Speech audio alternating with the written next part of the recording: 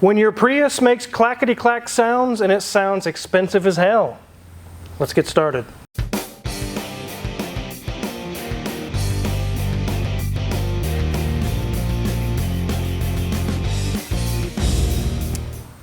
Wizard, that's a Lexus. Yes, I know. It basically is a Prius with a Lexus body. It's Lexus version of a Prius. This is a 2012 Lexus CT200h. Actually, a friend of Bill, you guys know Bill brought us a Lotus and a Saab and a Porsche 911 993, all kinds of really cool cars. The Alfa Romeo Milano. This is his friend. And the car started making some terrible noises, and they were like, uh-oh, something has really just bad happened. We're going to dive in today and do some diagnostic sleuthing and find out what is going on with this car. I already know what's wrong, and it's really not good. But it's not as bad as it could be. The issue that we'll find out that this car has today applies to the 12, 11, 13 in that range Priuses. They all have this problem, and so do the Lexus CT200s, because like I just said, it basically is a Prius underneath the skin. I'm going to go ahead and start it up. I'll open the hood and let you guys hear the weird rattle.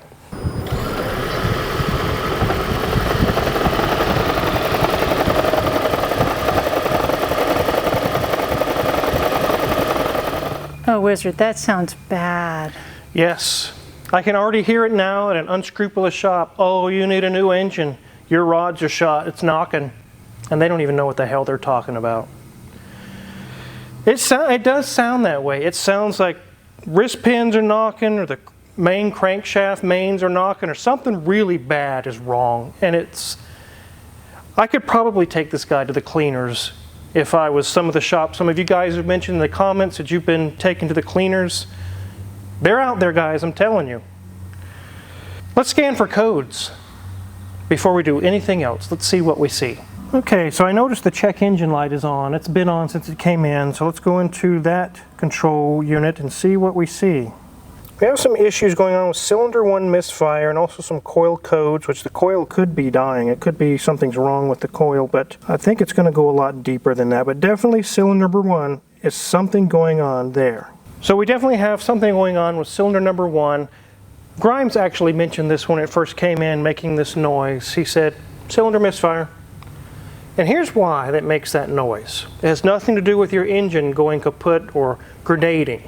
In between the main gas engine and the electric drive motor is a spring plate to absorb vibrations or any kind of movement like that, to make it smooth transition. When one of the cylinders is misfiring, that becomes jerky, and you can actually hear it. There's nothing broken. It's actually supposed to make that noise. It's supposed to do that. It's trying to absorb all that misfire vibration business going on that's trying to transmit to the electric motor. It doesn't want that. It wants it smooth. So the noise we're hearing is not an engine about to blow up.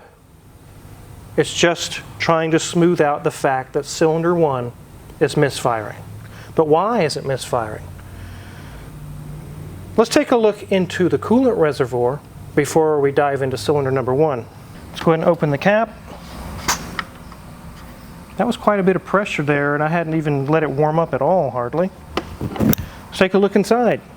The coolant is low, and you guys can't see it, but there's very tiny little metal shavings in it, and it smells not very good. But yeah, the coolant is low is the big indicator here. So what does that have to do with cylinder 1 misfire? Everything. Because on this generation of Priuses, they were having problems with blown head gaskets. It's misfiring. The coolant is low. There's little tiny metal flakes. Now it's time to pull the coil and the plug right out of cylinder 1. And you guys are going to like what we have to see today. It's very, very good carnage. So being it's front wheel drive, the engine sits this way, sideways. There are some cars that have them front to rear when they're front wheel drive, but I'm going to go ahead and remove cylinder number 2 so we can do some comparisons. So we'll get this coils out.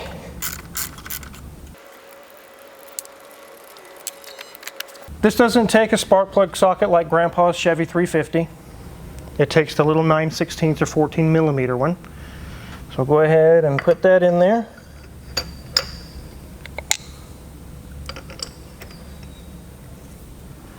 Now it's easy to think once we get this spark plug out, if there's a blown head gasket, that cylinder should be steam cleaned, like so shiny and new inside. But keep in mind, it just started happening.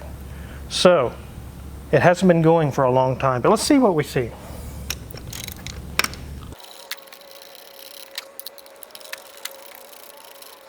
Time to get my handy dandy magnet. Here's cylinder number 1. When a car's had a blown head gasket for a long time, the center electrode will actually be bright white, steam cleaned, just like it's freshly, literally steam cleaned. But it's not, because this hasn't been going on for very long. You can see it's got some buildup on it, though. It's starting to get some gunk built up.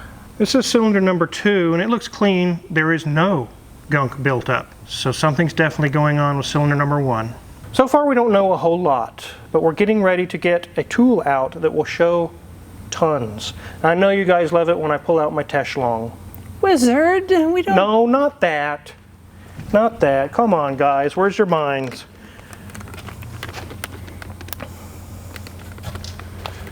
The Techlong,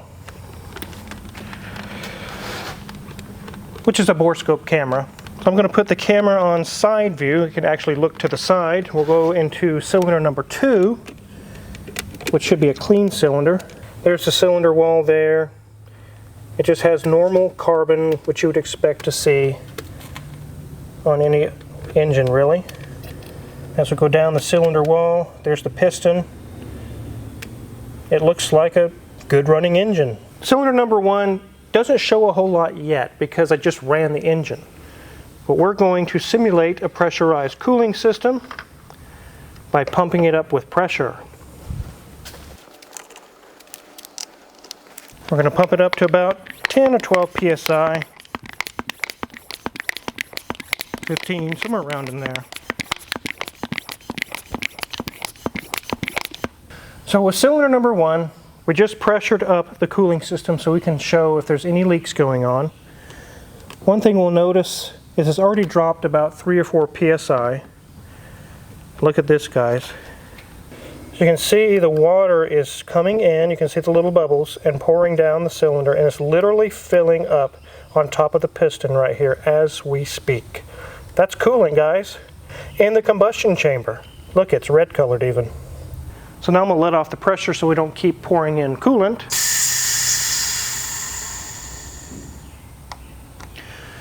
These two tools, this coolant pressure system tester and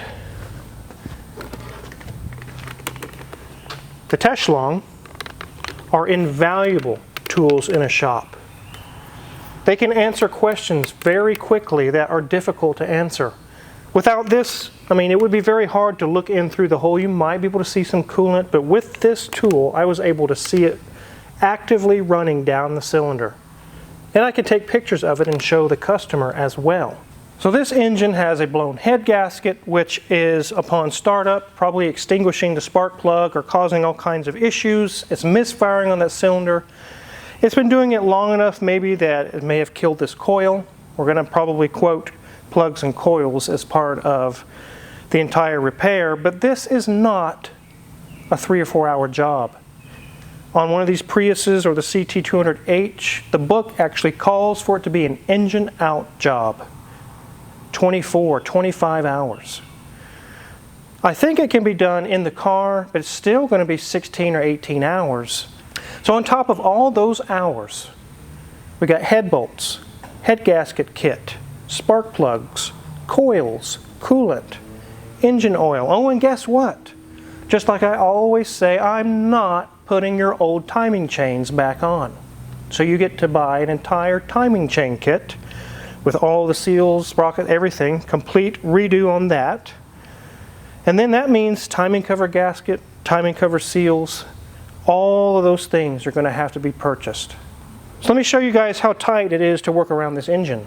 So this is not really going to be much different than doing this job on a Prius.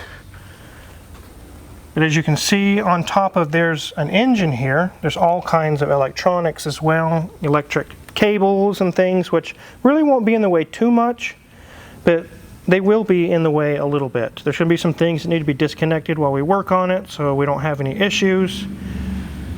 But it is not a fast job. All right, guys, so what is this going to cost? Easily $3,000. It could be as much as $5,000.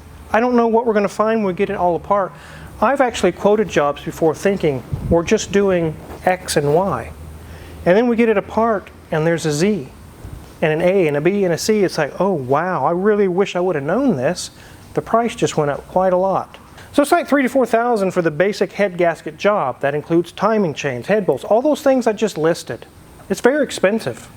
And all the hours of labor.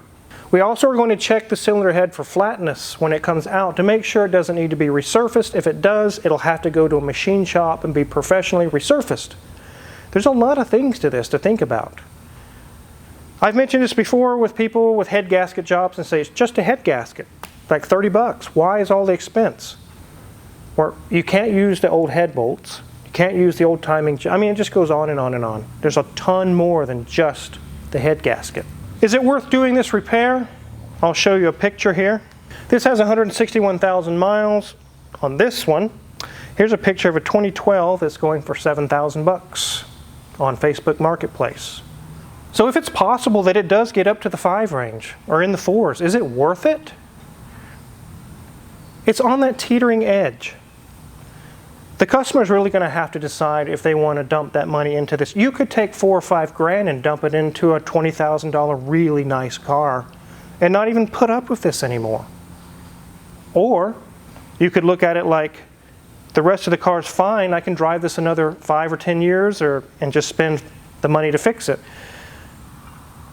This is right on the dividing line. I'm not going to make the decision for the customer. I'm going to say, what do you want to do? If you want to fix it, we will.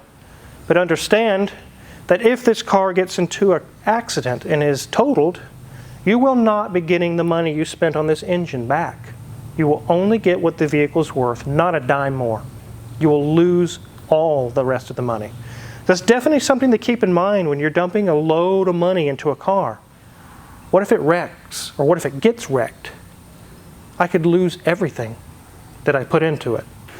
So we've talked enough about this car. We know what's wrong with this car, and we roughly know what it's going to cost to get this thing safely back on the road. Let's talk about head gaskets in general. If you're not mechanically inclined, you're going to have to pay a shop to do all that work, and it's going to be thousands of dollars. Anywhere from $2,000 to $8,000 or $10,000. Who knows if it's a Porsche or something? It could be stupid expensive. But this is one of those scenarios. You could actually find cars like this on Facebook. It says blown head gasket, I threw in the towel, I'm done with this car, come and get it. $1,000. If you can do this work yourself, you can just pay for the parts only. None of that 18 hours of labor, and fix it yourself and drive it and enjoy it, or you could turn around and flip it for cash. Now that the problem's solved, the rest of the car is fine, you can stand to make some pretty good money. So there's opportunities out there with blown head gaskets, but it's not a job for the faint of heart. It's not like doing an alternator or a water pump. This is a pretty big job. We're literally tearing the engine in half. We're taking the cylinder head off of it. So make sure your skills are there before you attempt this job. There is the risk there that the head gasket is blown, but also the head could be warped if it's overheated or gotten hot, which I don't think this one has, but I don't know that. Then you'll have to have it resurfaced, and if it's warped too bad, it may need a new cylinder head. I've actually taken a few calls in the past several years. Hey, I attempted this head gasket job, and I'm halfway through it, and I don't know what I'm doing. I think I messed up. I think I ruined it. I don't know. Can you take it on, Car Wizard? Hell no. Absolutely not. We do not take on, actually most shops are not going to take on any job that you have halfway torn it apart. How are they going to sign their name off to warranty, not even knowing what the heck you just did to the thing? You could have damaged something. So if you do take on the job, you take it on to the end. Make sure you're ready for it. It's a pretty big job. But that reminds me and Mrs. Wizard actually purchased a Land Rover Discovery many years ago. And the dealer lied to us. We were scammed. I drove it all the way home, 4 hours, with it kind of overheating a little bit. It wasn't so bad. I was like, what is wrong with this thing? And I got it home just to find out. And luckily I made it home. It had both blown head gaskets. And they had put some stop leak in the coolant to try and mask it just long enough to get it sold. But the joke was on them, because I fixed it in my front yard myself, pulled the heads off, had them resurfaced, and had it back running. And we ended up selling that for I think we got a little bit of profit, Mrs. Wizard. Maybe, but I missed that car. That was a great car. It was a really cool vehicle. I actually miss, my favorite Land Rover is the Discovery 1. I don't like the 2 because it has the huge back end hanging off the back. I like the Discovery 1. So there's deals to be had out there. Subarus, Land Rover Discoveries, vehicles that are known to blown head gaskets. Nissan 4-cylinders on some of the Altimas, they blow head gaskets. Or I think it's the 2.5 4-cylinder. If you can do the work yourself, you can actually flip them and make some good money. And the problem is solved. So that's a win-win situation for everyone involved. But I definitely wanted to do a video to show you guys that what sounds like a doomsday sentence in your mind instantly goes, oh, the engine's knocking. You have to really get the data. Can you imagine a customer call, I need to price a new engine because the engine's knocking, and it has nothing to do with knocking. Let a mechanic check it out before you start getting estimates and quotes and start ordering parts. So I know you guys would like seeing the carnage. I guess it's not a lot of carnage, but it's just crazy to see coolant pouring in like that. It was literally pouring in. It was pretty bad. If you're curious what kind of tools we're going to use to work on this if we get the job, check our Amazon affiliates link in the description below. We get a small cut if you purchase anything. We really appreciate it. Check out Mrs. Wizard's Way. She's got some good content going on there. And hit the subscribe button here because there's tons more cars coming in. Videos for you guys. Thanks for watching.